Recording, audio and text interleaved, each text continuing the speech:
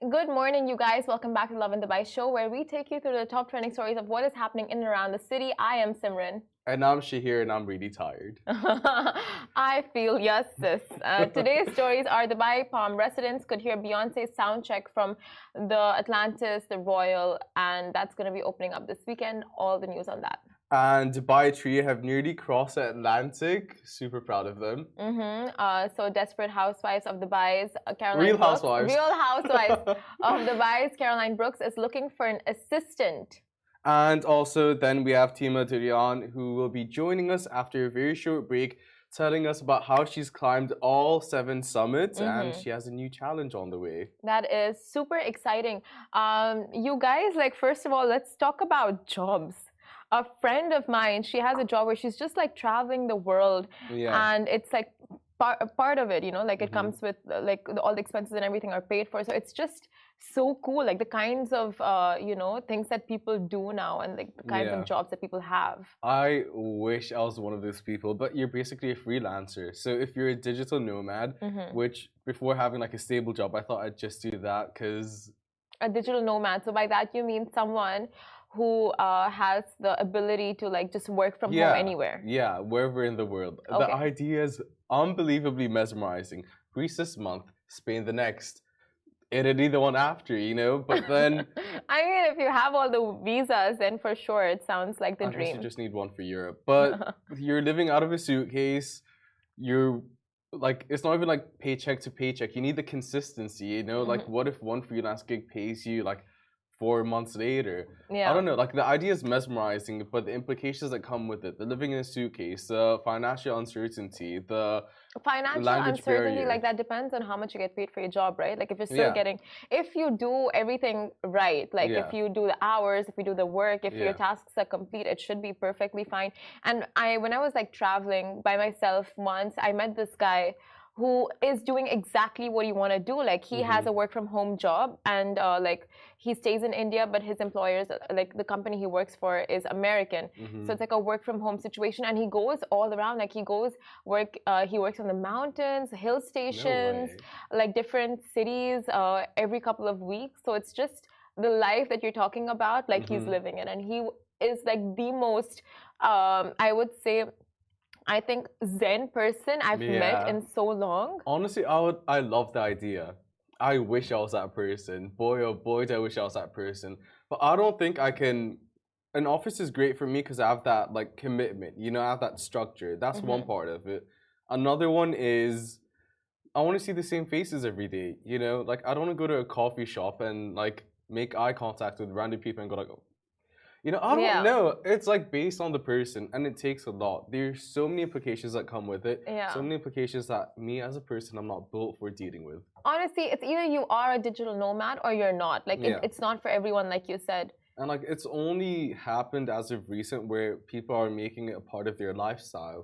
Yeah, I think after COVID, and they saw how things like this can work. Firstly, work from home can work. Now, if work from home can work from abroad can also possibly work, right? Yeah, for sure. Like, what difference does it make at that point? Minus like the flight times, which can be done over the weekends. I mean, companies that are introducing this system, it's just like a game changer, you know, like firstly the 4-day work week, and then you have like work from abroad. Like if like companies are this kind of flexibility, you know, from companies, it's just a blessing for some employees because that's what they want. That's where they get their creative. That's how they get the creative juices flowing, and like so many things. Yeah, I really think it's based on a person. Like it's not one shoe size fits all or one glove fits all or whatever. Exactly. Like it really depends on the person. Some people can work better from home. I know I can't, so I'd rather be here. I'd rather have the structure. But in an ideal life, I wish I spent 1 month in each country.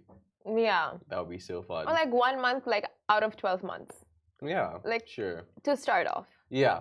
Baby steps. Baby steps. Baby steps to getting that wanderlust bug.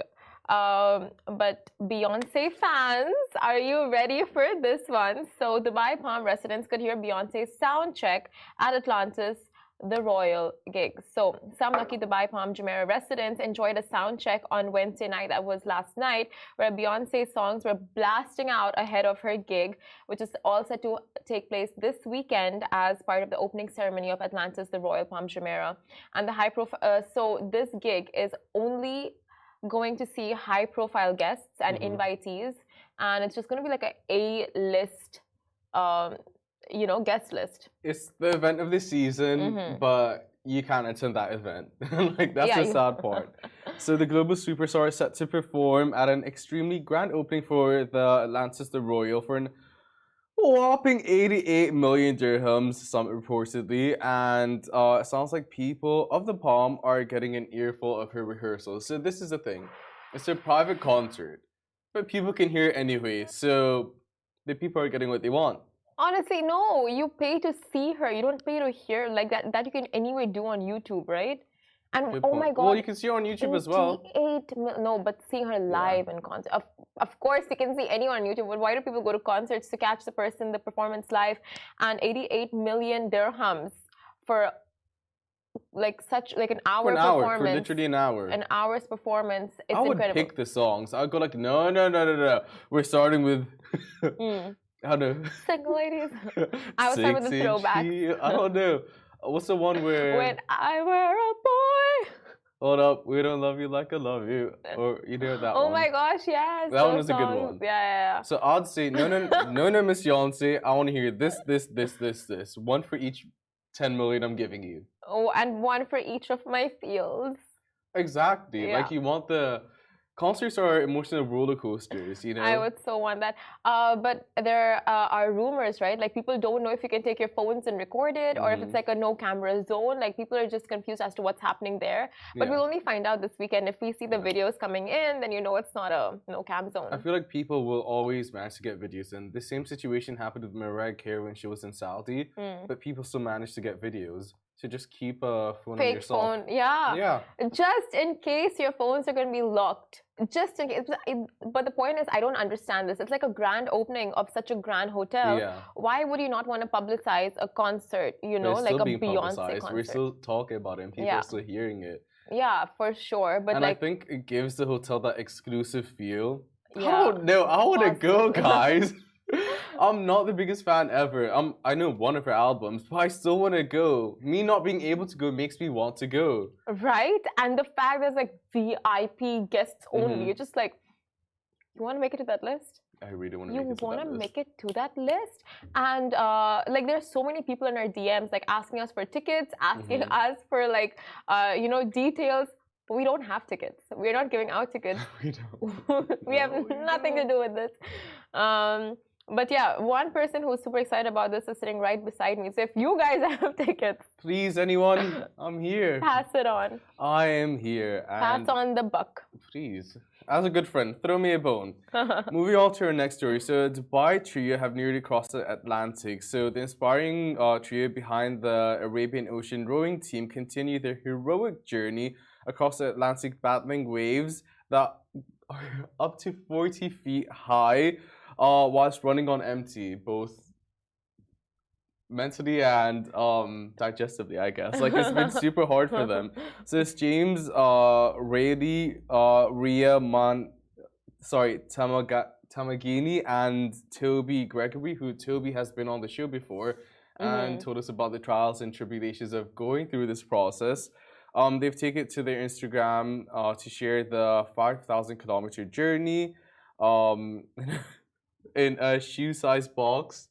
Shoebox sized. Shoebox size, yeah. That makes more sense. That makes more sense. Yeah. Boat. Shoebox. Whatever. But the caption for the endeavors read, the whole adventure has been an interesting one to process, not just because we're totally disconnected from everything, but also because we had to get used to living in something the size of a shoebox. Now we move around in an area roughly 4 meters by 170 centimeters. And when there's rough weather outside, all you hear is the sound of waves smashing against the boat. We have now been on the boat for well over 30 days. And as we get closer and closer to Antigua, and the fatigue and aches are really starting to set in. So it's just so fascinating, like the kind of challenge they've taken up.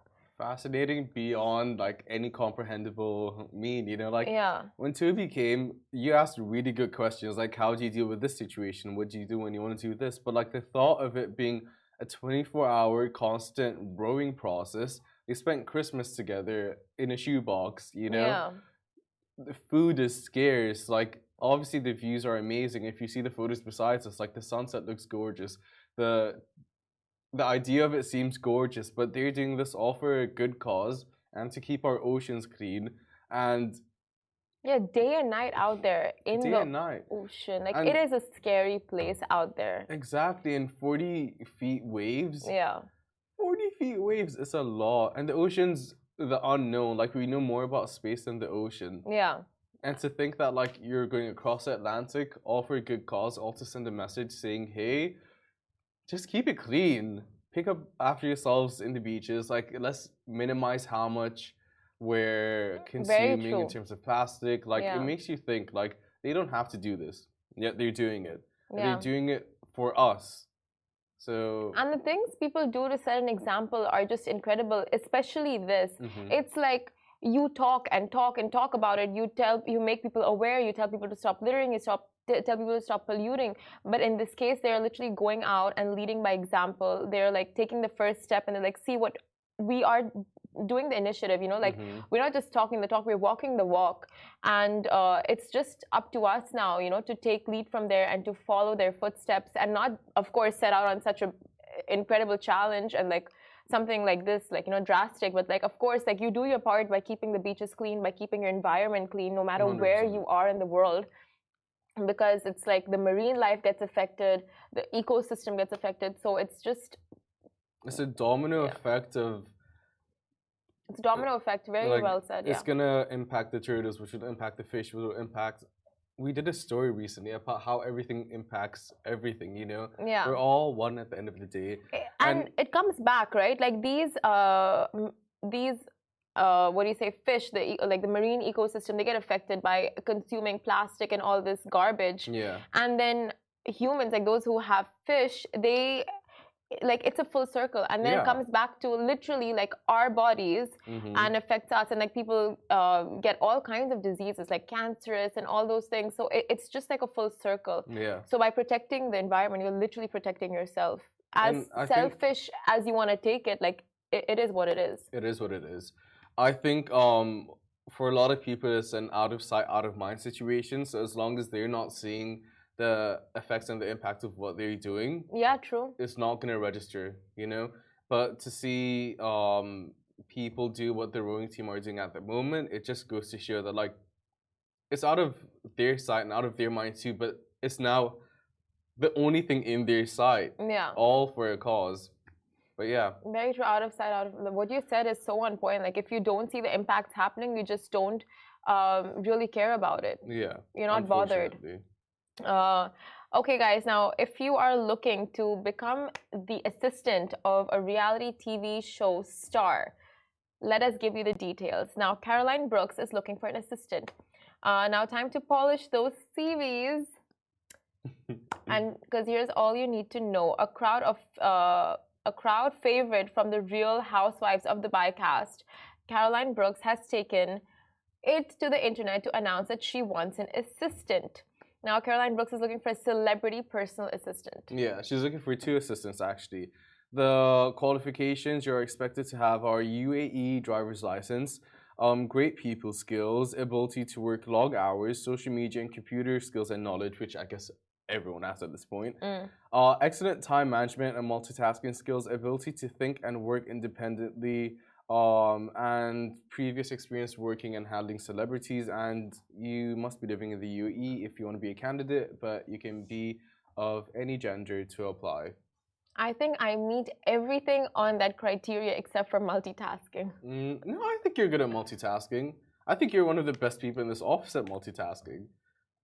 You are. What are you saying? Except when I talk to you and you're doing something, unless that's selective hearing. I cannot multitask. Like, I need to do one task at a time. No, I'm not a multitasker. Okay, well, you're good at task completion in general. It's a good job. Thank you. Of course. Do you feel like you meet everything on this criteria to apply if you wanted to?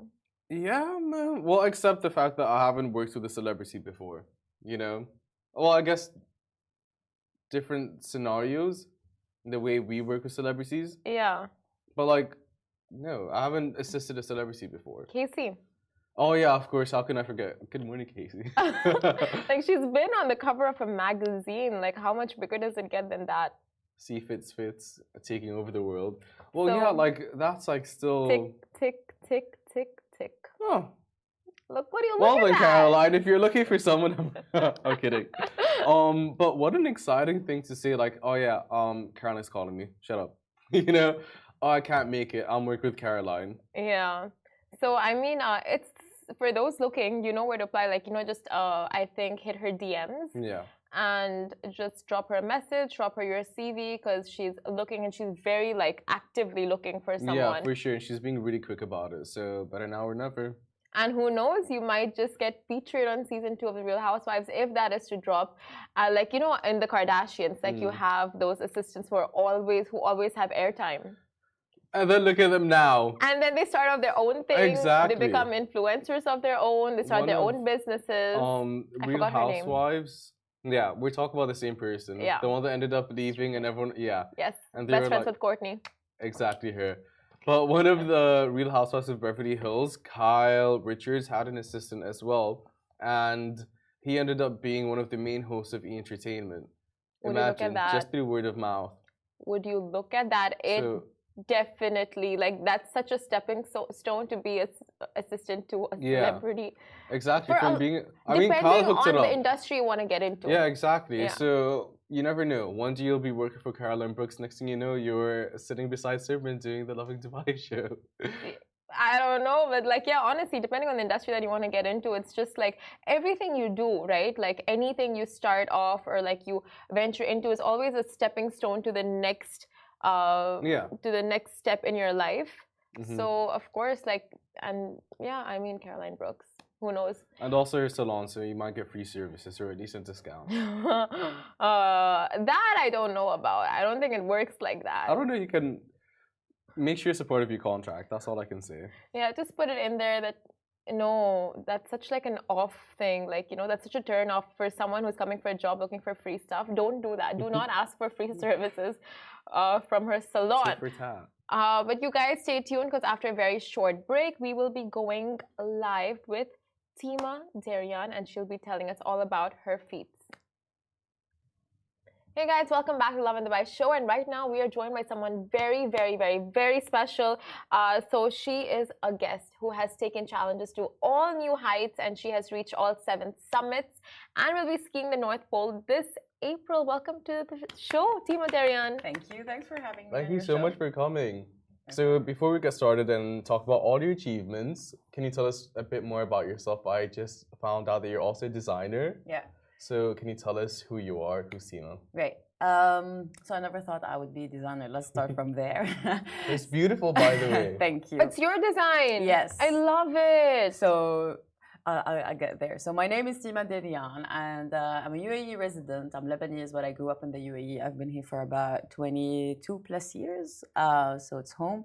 I love mountaineering, but I come from a background with finance. So I studied finance, and I worked in finance for about 3 years until I discovered that I'm too passionate about climbing mountains, and I felt like I had a higher or bigger purpose, and I quit my job and I started doing mountaineering. But through mountaineering, it opened up for me different kind of doors, which includes motivational speaking. I deliver workshops.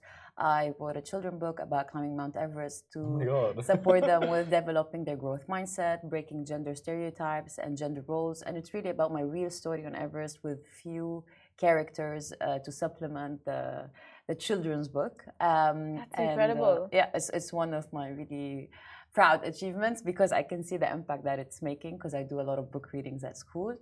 And of course, being that person who goes out there and do workshops and talks, it means a lot of people. And during COVID, everything stopped.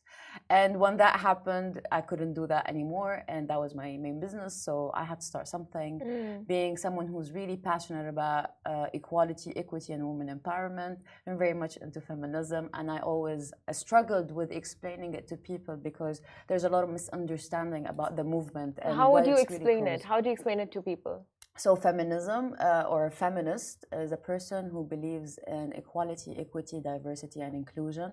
It's about having equal opportunities, equal respect, equal rights. And when it comes to equity, which is something I struggle with, we're all aware of our gender differences, what a man can do and what a woman can do in terms of strength, in terms of how our bodies are made. So there's a big difference between equality, equity, and it's all about diversity and inclusion because the worst thing is to feel left out, right? And this is what feminism call out. And it's all about teaching women about their rights because it wasn't there and it wasn't something that we were aware of. Until today, if I ask a woman, do you know your rights? Not everyone does. Maybe this part of the world is moving really well and in a fast-paced way, but not everywhere in the Middle East. And this is how Feministia was born, which is a slow fashion sustainable brand, something that I'm currently wearing. And it says, show it to the close-up camera? Okay, so basically it says the word feminist in Arabic. It is stunning. And all the writing. And those are the words because it's all about what our subconscious mind consume, right? Yeah. And it says in Arabic, strong, honest, positive, free. Is it your handwriting? No, it's a font. Oh, it's a very beautiful font. I wish I could write like that.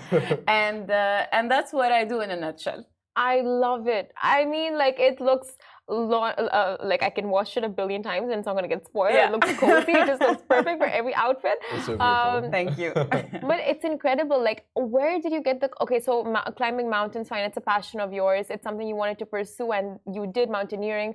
But then from mountaineering, how did you get into, like, you know, these motivational talks? Like, where do you get your motivation from? Great question.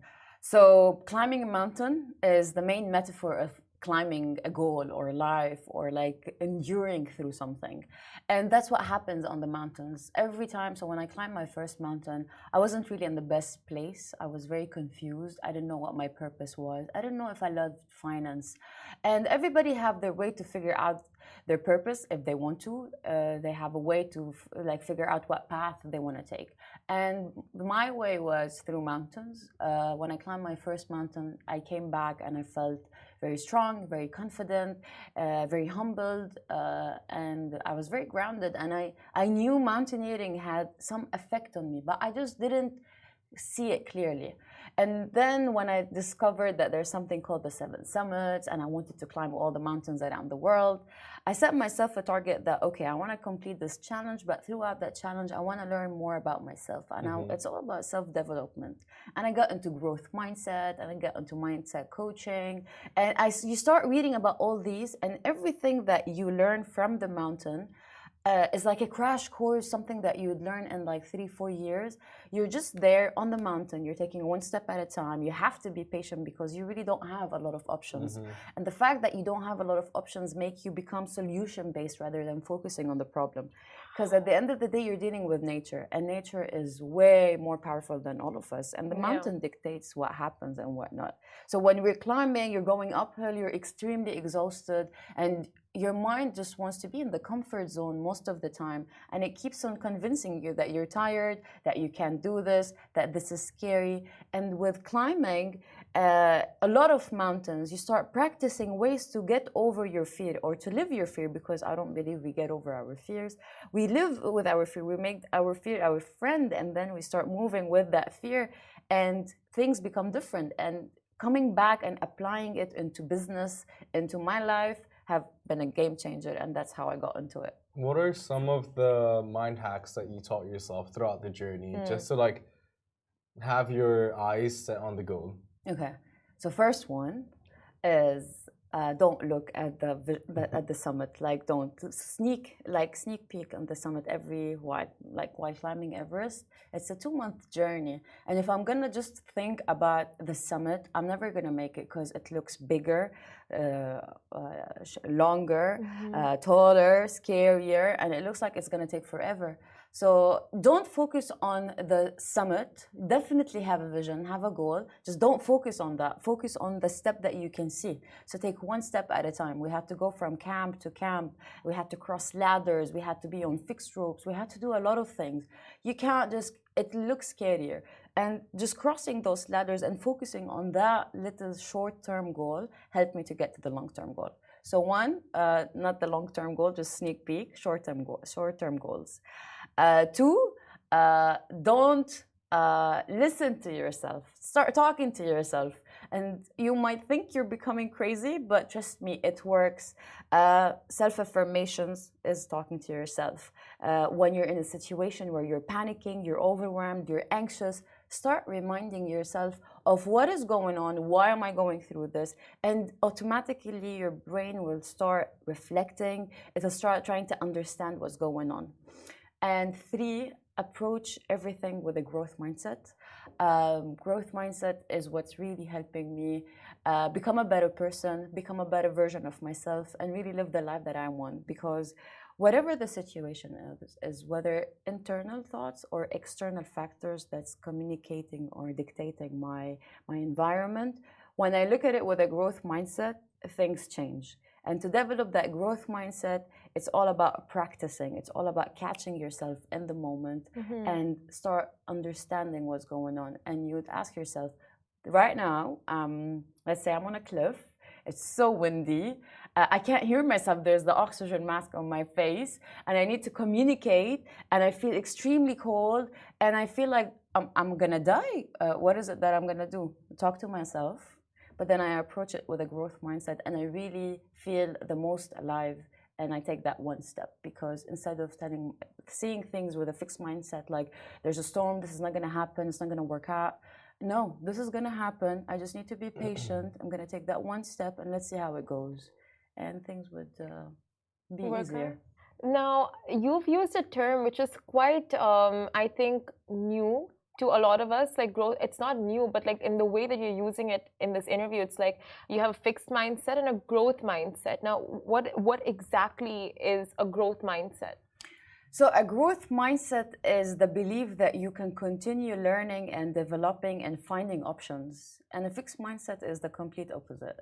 So we all get to a point where we say there is no way I can do this, or there is no way this is going to work out, or there's no other option.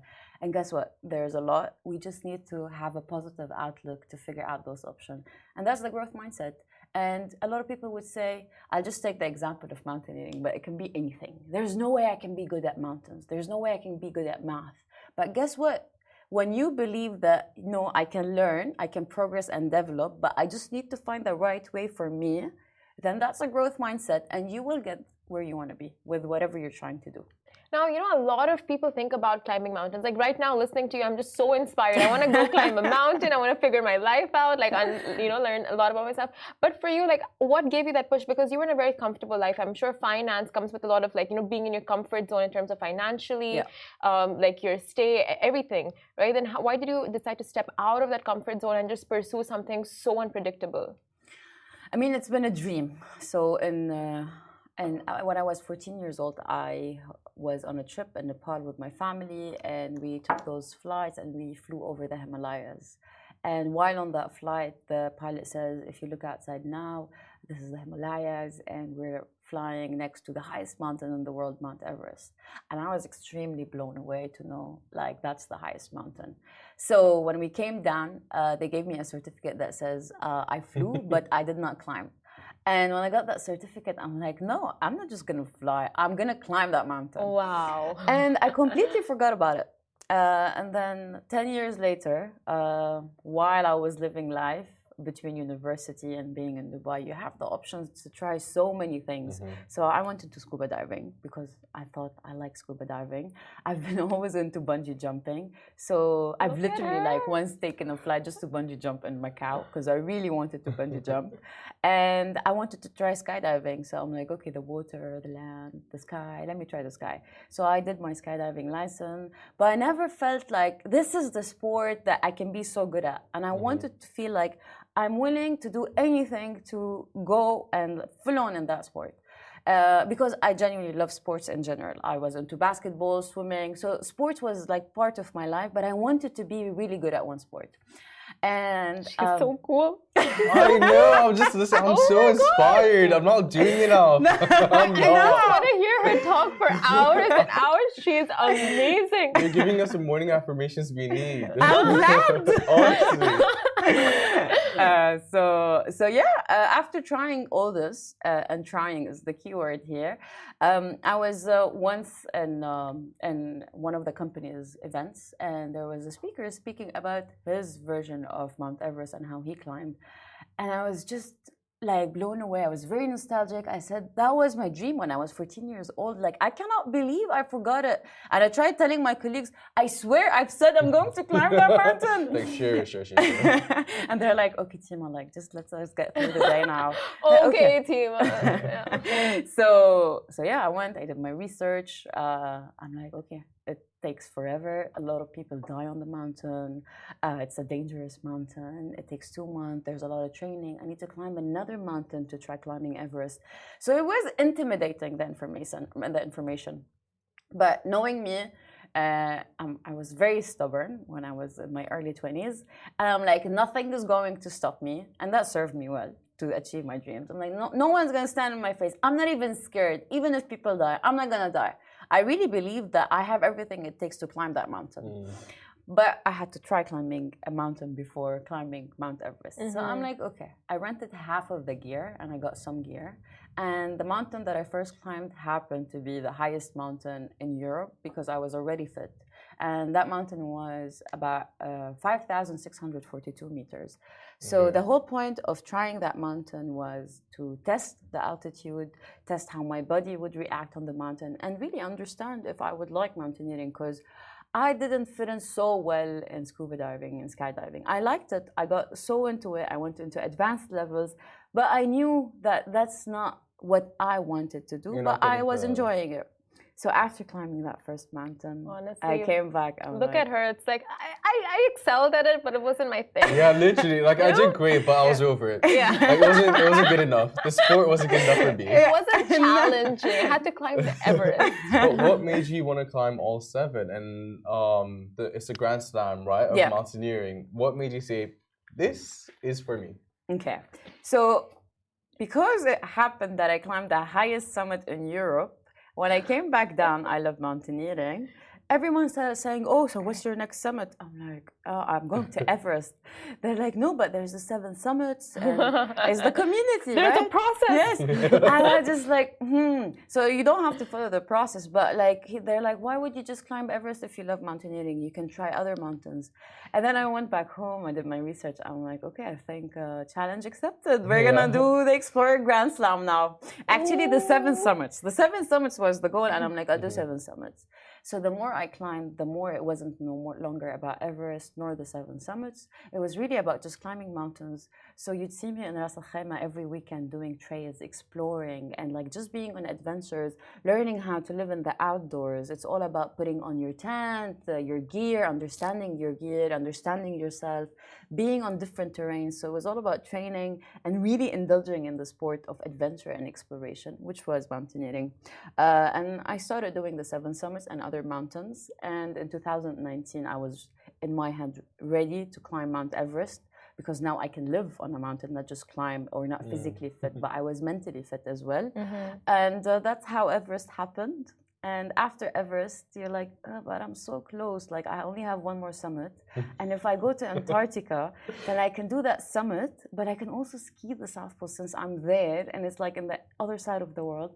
You know what? Might as well do the Explorer Grand Slam. Oh my God. So it's a mindset thing. Like, you've changed you've always had that mindset, but like it's a mindset of consistency and persevering, which is a theme that's happened a lot this week with mindset growth and just persevering. Yeah. So cool. I don't understand. I don't understand a lot of things. But the one thing, like, how do you deal with the cold? Like, these are extreme temperatures. Yeah. So, explain. Okay, so on a mountain, you need to deal with the cold. You need to deal with the lack of oxygen because after 3,000 meters, it starts becoming, it's called thin air. So the particles of oxygen spreads out and the pressure gets high. So it becomes really hard to take in enough oxygen. So there's that. And you need to acclimatize. It's called the acclimatization process. And dealing with extreme cold, like, it takes practice. So you need to expose yourself to cold, right? So I first exposed myself on Elbrus and then on other mountains. And then on every mountain, I've built in my system and I've realized, okay, this shirt works for me, this jacket works for me. And because you need to find the right balance, because when climbing, it's hot as well. It can be minus 30, but you can be sweating because you're like exerting so much energy and effort, and you have a heavy backpack. And like, for example, now on in Antarctica, we were like pulling a 45 kg sled. So there's a lot of hard work. And when the hard work is happening, you're hot from inside. But when you stop, it's extremely cold. So what you need to do is really find the right balance. And dealing with the cold is all about practice. You need to find your right system. So there's gloves. So I'm someone who has really cold fingers. My fingers would get cold from 0 to 3 the moment I'm outside. So I know I'm going to get off the plane and I'm going to have my mittens on. And the moment I start moving, I'll wait until they're hot enough and then I change my clothes. So there's a lot of technical gear that you work around. And there's hand warmers. So that's how you deal with the cold. Sometimes it's really hard when your body is not like warming up. And this is where you need to like persevere through it until you get cold. For example, in the South Pole, when we take a break, so we ski for an hour, and we call them blocks, and we take 12-minute break. And in those 12-minute break, you can get cold because you're not moving, you're just eating and like refueling. So when we go back up to move, we have to like, the body's still warm, but for me, my fingers are extremely cold. And frostbites are very common. I mean, somebody in my team had like really bad frostbites on the thumb. And you just need to be so careful because it can happen just like that. So you start skiing and the first 15 minutes are so painful because my toes are now cold, my nose is freezing, and like my fingers are so cold. And you just need to like let go of the feeling and focus. And I've built that system where now I know I'm gonna give myself 15 minutes for it to warm down. So now every time we stop, I just wait for 15 minutes and like I just start saying, okay, well, I need to deal with it. And that's how I got through those things. Insane. Honestly, I wish I was you, truthfully. She's like a human with a full universe inside. I know, that's the thing. It's like the story. One last question before we leave you. What is the message that you're trying to send across with everything that you're doing? Okay. So dream big and never give up. Nothing is impossible. And you just got to get over your fear and your ego to get to where you want to be. You got to put a roadmap to your vision. Have a vision. Not everybody wants to have a purpose, and I completely understand. And sometimes when I talk, you don't. My journey is not yours, and your journey is not the same as mine. But if we come across, then let's support each other. You can hear my story, you can hear someone else's story, but you can always have your own path, and you need to figure out where and how do you want to live your life. What wakes you up every morning? What motivates you? And I'm not motivated all the time. I do get demotivated a lot of times, and I do get, I struggle to get to where I want to be. But then I remember and I keep on reminding myself of my why and where do I want to be. And my future self has been always my biggest idol because I aspire to be the best version of myself. So aim for those things, set goals for yourself. And everybody has all the characteristics that you need to have from being persevering, from determination, you name it. But you just need to activate it. And to activate it, you need to start somewhere. So try new things. I really hope soon you'll be taking us on expeditions. You like in poetry? Can we join in rap? Yes. Baby steps. Do you think you'll ever start expeditions, so like group expeditions and start all of that? Because usually mountaineer, so I spoke to someone like 2 years ago and she's so heavily into climbing mountains. She started her own expedition company. So it's like now she gets groups and they all go together. Is that something you think you'll ever do? No, because that's something you need to be certified to do. And to be a mountain guide takes a lot of work, and you need to like be a professional mountain guide, because being on a mountain and taking other people on a mountain is not something that's it's not a walk in the park. And there's you need to be fit, you need to have first aid, you need to understand how to deal with wilderness. If someone gets injured, anything can go wrong in the outdoors. I've done like few things here and there just because I've been doing this for 8 years, but to me I'd rather work with a professional guide and then have a team, and like I would put probably a coaching program in the outdoors and be part of the team just to help them get to the summit, but always go with a professional guide expedition. Thank you so much for that. And you are like, the positivity radiates from you. It was incredible speaking with you and having you on the show. Thank you for having me. It was fun having a conversation with you. Pleasure's all ours. Guys, that is it from us. We'll be back same time, same place tomorrow. That's Thank it God. for me. Tomorrow. And that's it. Then it's the weekend. I can persevere now. I feel like I have what it takes to make it to tomorrow. So thank you for nice. that. I'm glad to hear. Goodbye, guys. Bye. This show is brought to you by the Augustus Media Podcast Network. Thank you for listening, and I hope you enjoyed it.